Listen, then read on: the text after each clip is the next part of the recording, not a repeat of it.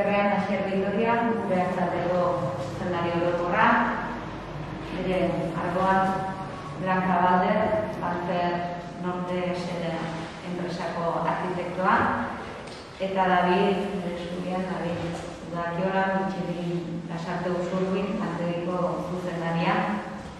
Hemen gauden dago erakundeok, Michelin alboko orubea, Zapategiko orubean, Zapategi zeneko orubo dortan. Orube hori industrialki garatzeko adostasuna lortu dugu, eta agerraldi honetan adostasun hori jasotzen duen, edo adostasun hori bide ematen dion hirigintza hitzarmena, eta horren bueltan eratu dugu proiektu sozioekonomiko horren nondik norakoak aurkeztera goaz. Esan atzo, hirigintza batzordean diktaminatu genuela jada hitzarmena, eta horrek esan nahi du irailaren 30 osoko bilkuran, datorren osteguneko osoko bilkuran, emango diogula hasierako onarpena. Espero, jendaurrean dagoen 20 egunetan alegaziorik ez egotea, eta beraz, arabada biletiko zonatuko izateke, eta gerora jada izen betuko genuke gaur aurkeztera gatozen hitzarmena.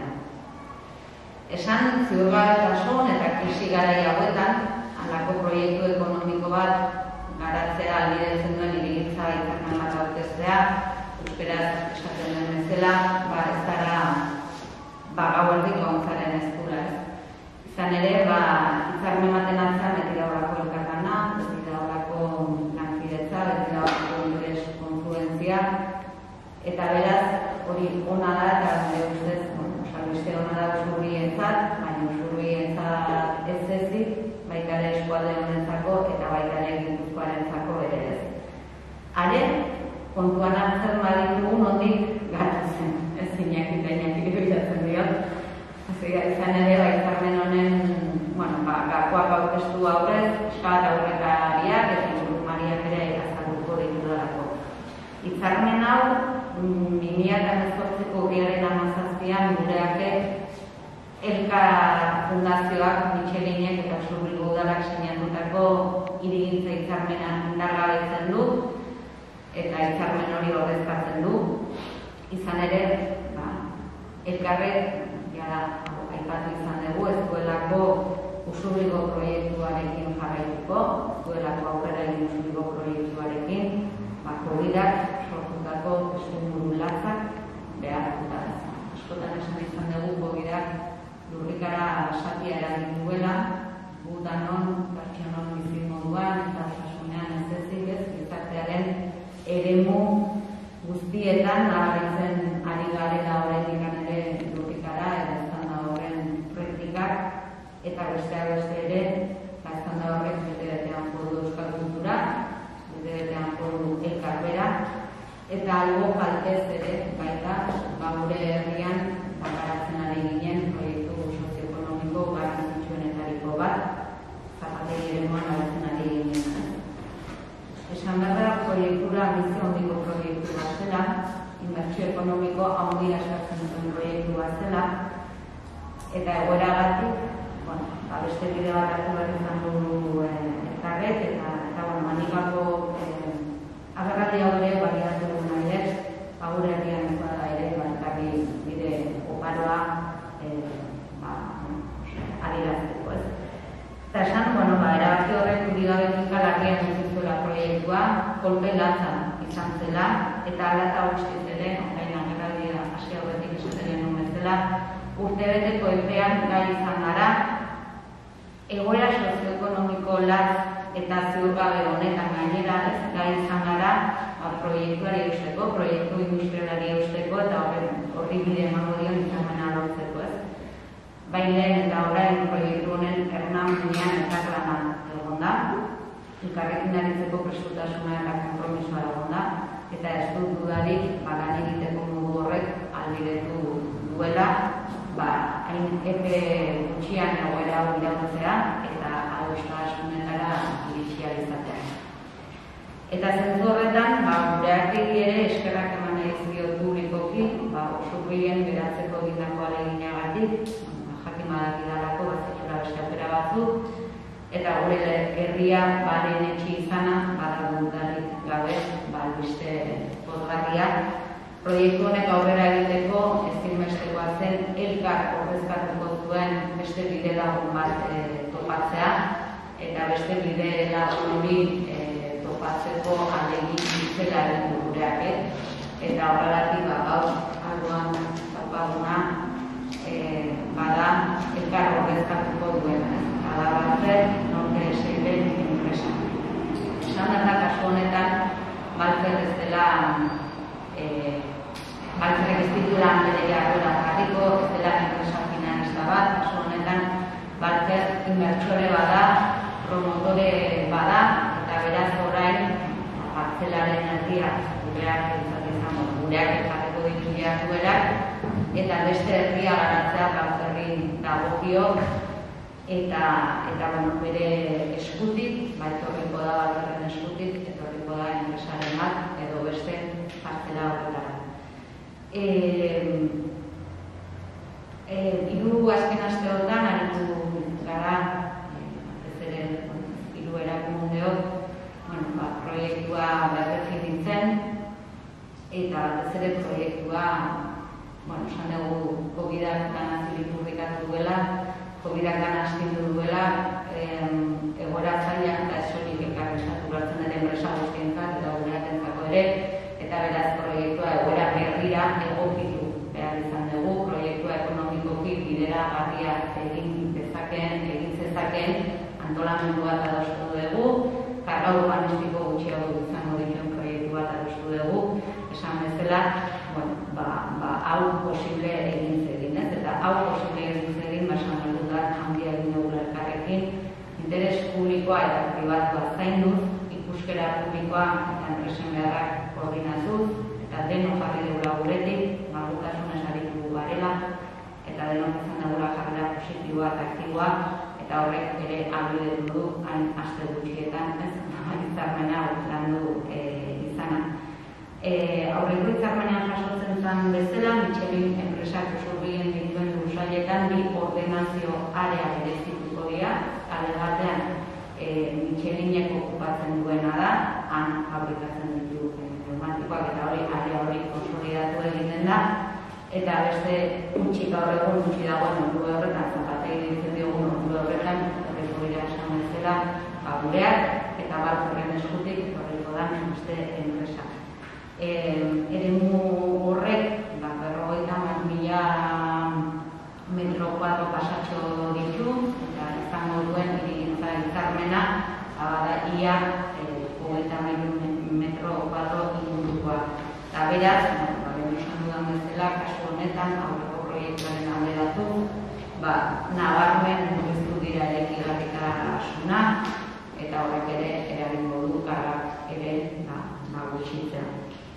Erabilera industrialerako eremua izango da, ere azpimarratu nahi dugu, eta ezaugarri urbanistikoei dagokionez, ez da aurreko proiektua, baina bai saiatu behala, aurreko proiektua zeukan funtsa, mamia bi eusten, eta ez da poligon industrial itxi bat izango, errano urbanoan integratuko dan espazio bat izango da, eta bilera desberdinak izan nahi dituela, pertsonan joan etorria bultzatzen duen eremu bat izatea nahi dugu, eta baita ere irisgarritasuna eta genero ikuspegia ere aintzat dira eremuaren diseinuan, eta baita ere inguruan dauden baliabide naturalak, bandu harmonikoan zainduna izan dira, edo horiek ere babesuna izan dira, eta bere tokia eta garrantzia ere izango dute eremu berri horretan, eta espazio pribatua eta publikoa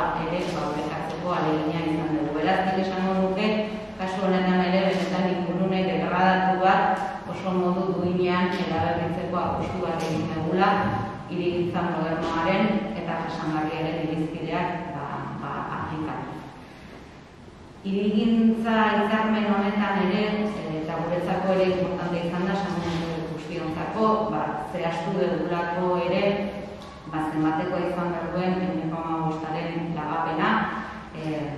Horrek segurazki egitekela gurotzeak sortuko zituen eta ia da horren inguruko akordio bat lortu izana ere bada importantea, eta hori ere jasota dago hitzarmenean, eta baita ere guretzako ere udalarentzako kasu honetan oso begiren kokapena aintzat hartuz, herrigunetik aparte dagoen industria gune bat izanik, guretzako importantea da ere bai, urbanizazio horren mantendurako, kontserbazio junta bat osatzea gabe 20 urterako eta guretzako hori importantea. Beraz, hirigintza ezaugarria Zaragoren nabarmendu nahi doan beste datua da, industria gune berri horretara 700 lanpostu etorriko direla, eta beraz, gero ere azpimarratzen dut, egoera ekonomiko zail eta ez egongo hauetan 700 lanpostu konsolidatzea ahalbidetu dezakeen proiektua daukatzea, importantea dela esan bezala, ez hori gure herriarentzat baizik eta Gipuzkoarentzat eta baita ere Euskal Herriarentzat. Eta nire aldetik, hasiari pasako dut. Guztanek esan dut bezala COVID-aren ondoren eta elkarren irteeraren ondoren proiektu egin izan. Eta azken hilabete hauetan, berriro proiektuari gutxi diogu ezta. Egia da ere, leku aldaketarako aukera berriak sortatu zitzaizkigun, horretan, eta barnean baloratu genituen. Eta azkenean erabili dugun irizpide garrantzitsuenetariko bat gure artean da irisgarritasuna. Hau da, gure jendea, gure plantilak bere medio propioekin gerturatu ahal izatea gure lagunetara. Eta egia da, zapategiko kokagune horrek herrigunetik gertu dago, eta gero garraio publikoarekin oso lotura egokia ditu. Beraz, irizpide hori kontutan hartzea, guretzako ezinbestekoa izaten da, enpleagarritasuna bermatzen baitu. Gure jendearen enpleagarritasuna bermatzen du eta hori errazteko oinarrizko baldintza zen. Gureakek hor garatuko duen proiektua bidimentsionatu egin du, eraikingarritasun ikuspuntutik eta karga urbanistikoen aldetik, guztanek komentatu duen bezala, proiektu xumeagoak egingoaz. Proiektuaren ardatzan industria divisoko jarduera izango da. Proiektuaren jatorria da lasarte horian daukagun langune horretzako kokagune berri bat, itzea izan zen. Eta gerora, erantzi diogu proiektuaren garapenean, gureakek elektronika aktibitateak ezberdinak, Gipuzkoa osoan sakabanatu ditu, eta proiektu honek ahalbideratzen du aktibitate guztiak bateratu eta elektronikako polo garrantzitsu bat osatzea. Iruditzen zaigu, elektronikak garapen handia izango duela datuzen urteetan, sektore ezberdinetan, automozioa, robotika, energia berriztatzaileak, eta elektronikako aktibitateak Gipuzkoan desgaitasuna duten pertsonentzat enplegu duina eta beraien ibilbide profesional garrantzitsu bat eman dezakela. Beraz, kokagune horretan industria aktibitatea joango da, eta nolabait esateko aktibitate bai sektore aldetik eta bai produktu aldetik oso aktibitate gureaken divisi industrialen oso aktibitate garrantzitsu. Etorkizuneko aktibitateak. Proiektuaren zehaztapenei dagokienez, gureakek 13.000 metro karratu eraikiko ditu, 10.000 metro karratu plantan, eta 3.000 metro karratu bulego eta zerbitzu orokorrek izutuko zaie.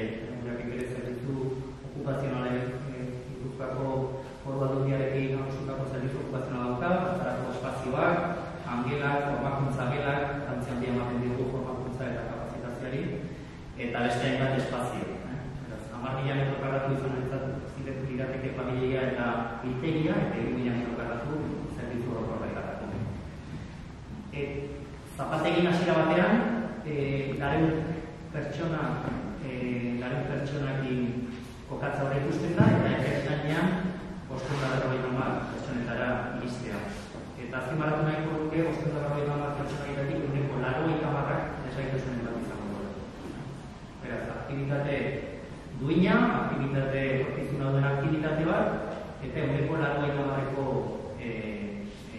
pertsonak parte hartu duten aktibitate horietan parte hartu duten 80%-a desgaitasuna duen pertsonak izango dira. Bueno, guk proiektua luze joan da, irutzen zaigoia momentu honetan adostu ditugun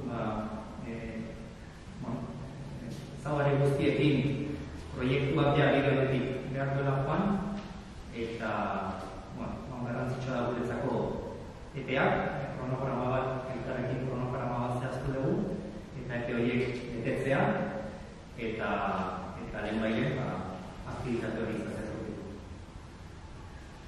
Vale, pasatu dio. Hola, perdonad si voy a hablar en castellano. Nosotros, GACER, somos una empresa con una trayectoria profesional de más de 40 años en el ámbito de la construcción y de la promoción. Actualmente nuestra actividad principal está en el desarrollo del polígono Illaramendi, en Andoain. Cuando ELCA renuncia a su implantación en Zapateti, por los motivos ya expuestos, BEAC se pone en contacto con nosotros. Nos parece un proyecto muy interesante y tras las distintas negociaciones, tanto con el Ayuntamiento como con las distintas partes implicadas, asumimos la posición de ELCA y así como los derechos urbanísticos de la parcela. A partir de este momento trabajaremos en el desarrollo de la parcela intentando atraer a una empresa u otras empresas interesadas en implantarse en Zapateti.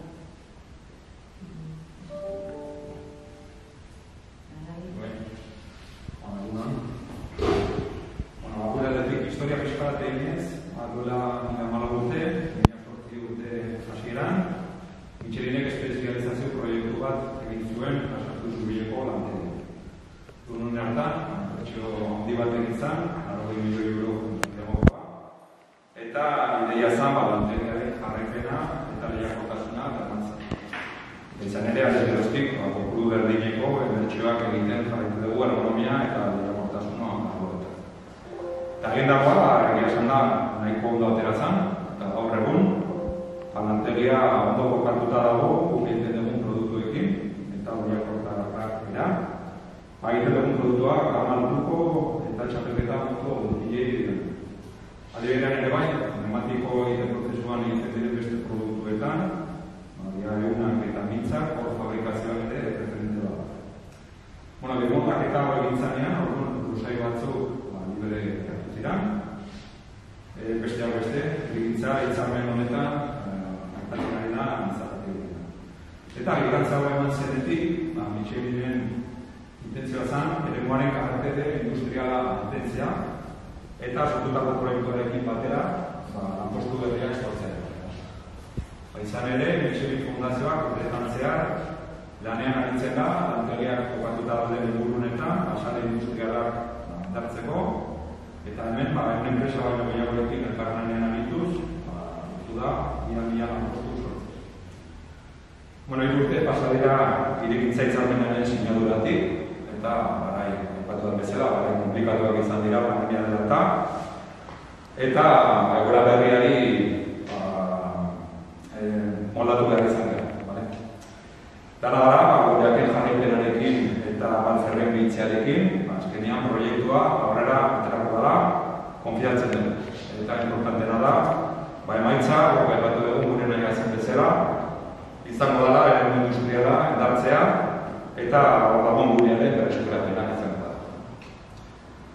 Azkenik, udaletxea, gureak eta Baifer, espertu nahi ditugu bainako lanagatik, eta nola bukatuko da historia, eta gure bizilagun berriak izango direnek,